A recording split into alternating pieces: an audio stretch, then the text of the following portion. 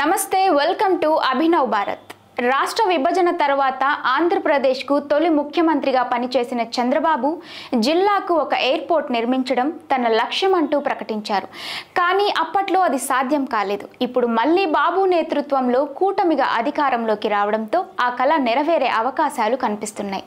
రాష్ట్రానికి కొత్తగా 5 ఎయిర్పోర్ట్లు రాబోతున్నట్లు సీఎం చంద్రబాబు నాయుడే స్వయంగా ప్రకటించడం ఇందుకు నిదర్శనం। రాష్ట్రంలోని భోగాపురం ఎయిర్పోర్టుకు సమాంతరంగా మరో 5 నుంచి 6 ఎయిర్పోర్ట్లు వస్తాయని, భోగాపురంతో పాటు దొనకొండ, దగదర్తి, కుప్పం, నాగార్జున సాగర్ వద్ద విమానాశ్రయాలు నిర్మిస్తామని, కాకినాడ, అమలాపురం మధ్య మరో ఎయిర్పోర్టు రానున్నట్లు పేర్కొన్నారు। ఆ దిశగానే బ్రిటిష్ కాలంలో నిర్మించిన దొనకొండ ఎయిర్పోర్టుకు పూర్వ వైభవం రాబోతుంది। అప్పట్లో దొనకొండ విమానాశ్రయం ఒక వెలుగు వెలిగింది। యుద్ధ అవసరాల కోసం దీన్ని ఏర్పాటు చేసినప్పటికీ 1960 వరకు ఇది వినియోగంలో ఉంది। ఆ తరువాత దీన్ని ఎవరూ పట్టించుకోలేదు। జిల్లా అభివృద్ధిలో కీలకమైన దొనకొండ ప్రాంతానికి విమానాశ్రయం వస్తే ఎంతో ఉపయోగకరంగా ఉంటుందని ఎప్పటి నుంచో ఇదే విషయాన్ని ఆ ప్రాంత వాసులు చెబుతూ వస్తున్నారు। గత వైసీపీ ప్రభుత్వం దీన్ని నిర్లక్ష్యం చేసినా తాజాగా అధికారంలోకి వచ్చిన కూటమి ప్రభుత్వం వెంటనే ఎయిర్పోర్టుపై దృష్టి పెట్టింది।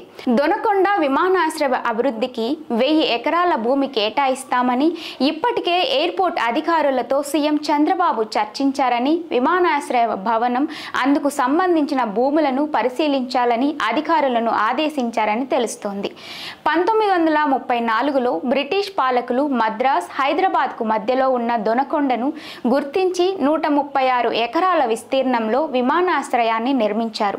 రెండో ప్రపంచ యుద్ధ కాలంలో విమానాల్లో ఇంధనం నింపుకునేందుకు, ఆయుధాల తరలింపునకు బ్రిటిష్ వారు దీనిని వినియోగించారు।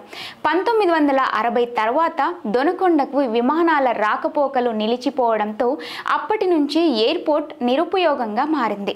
10 ఏళ్ల క్రితం ఎయిర్పోర్ట్ అథారిటీ 40 లక్షల వ్యయంతో చుట్టూ ఐరన్ ఫెన్సింగ్ ఏర్పాటు చేయగా, నేటికి ఇన్ఛార్జిగా ఒక ఉద్యోగి ఇక్కడ విధులు నిర్వహిస్తున్నాడు।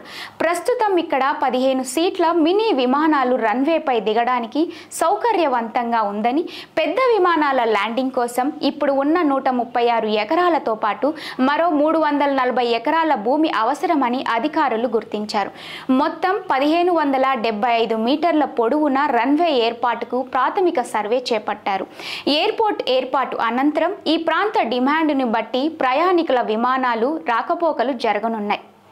ప్రస్తుతం టీడీపీ నేతృత్వంలోని కూటమి ప్రభుత్వం అధికారం చేపట్టిన నెల రోజుల్లోనే దొనకొండ విమానాశ్రయం అభివృద్ధిపై కదలికలు రావడం ప్రజల్లో చర్చానీయాంశమైంది।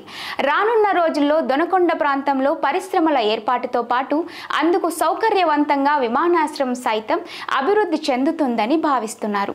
దొనకొండలో విమానాశ్రయం ఏర్పడితే పశ్చిమ ప్రకాశం జిల్లా అభివృద్ధి పరుగులు పెట్టడంతో పాటు నూతనంగా ఏర్పడే మార్కాపురం జిల్లా ప్రజలకు ఎంతో సౌకర్యవంతంగా ఉంటుందనడంలో ఎలాంటి సందేహం లేదు।